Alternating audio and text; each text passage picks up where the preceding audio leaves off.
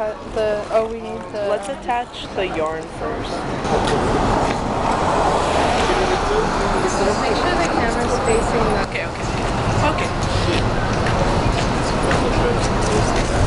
Alright, now just... And then I'm just gonna... How do you get the camera back? There's a string attached to it. It's only going that far. Yeah. And so obviously the inside is incredibly important, but what it looks like on the outside, how it integrates into neighborhoods, what kind of space there is for communities actually in the buildings, and how we truly turn them into civic assets is one central part of sort of the work that's going on right now.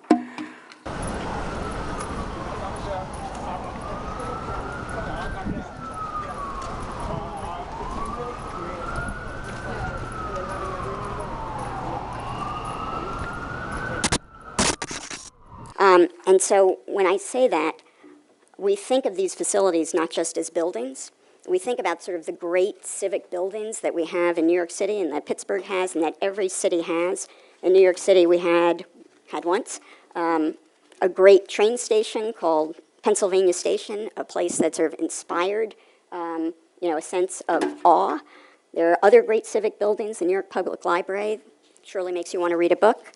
And even things that are sort of pretty regular civic functions, fire stations, a salt shed, can be beautiful and dignified and inspire a different kind of way of being inside for both people who work, people who are incarcerated, and people who visit.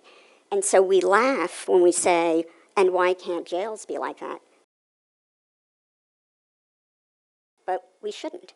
Because as long as we have places, I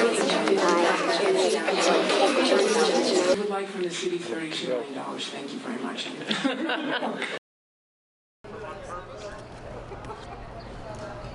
think it's because we should design it in a way where it's like where we turn, we can like steer the camera.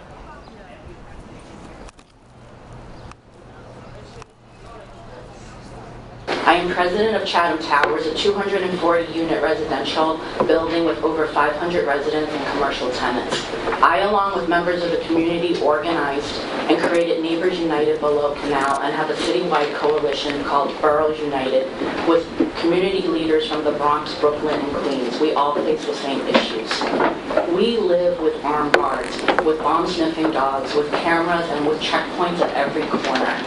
We are intimately familiar with having major thoroughfares blocked off, with delays in emergency services, with traffic blocked off at every block, in overcrowded subway stations, with helicopters flying each morning escorting El Chapo, with parking abuses by government staff. I can go on.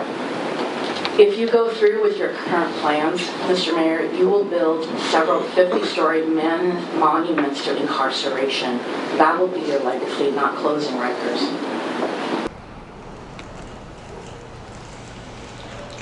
Hello, council members. My name is Jan Lee from Neighbors United Below Canal. I'm a Chinatown resident of 3 generations. We agree that criminal justice reforms are long overdue and change does indeed need to happen. That road, criminal justice, is a long one, but that road cannot be paved with the lives of seniors in my community who are going to be living next to this construction site for 10 years. A year ago, when our community was notified in a closed-door, invitation-only meeting that a jail would be built in Chinatown, we knew very little about the impacts of the construction. We now know.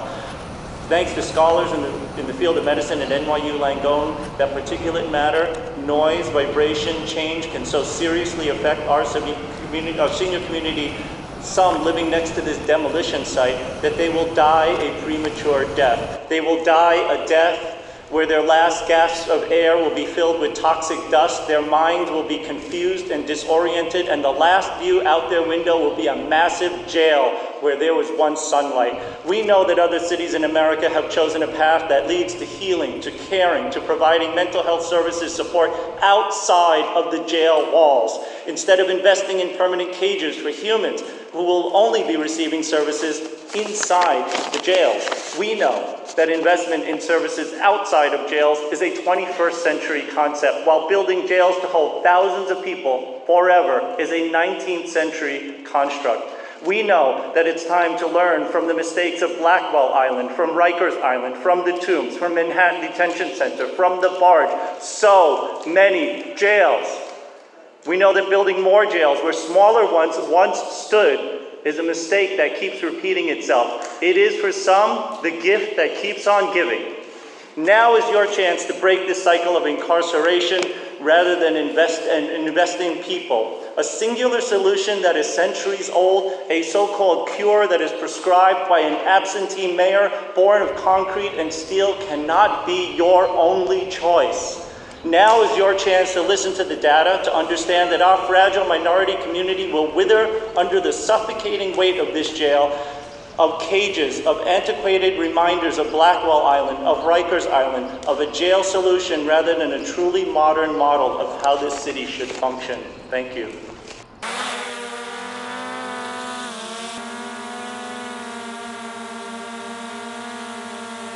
Yeah?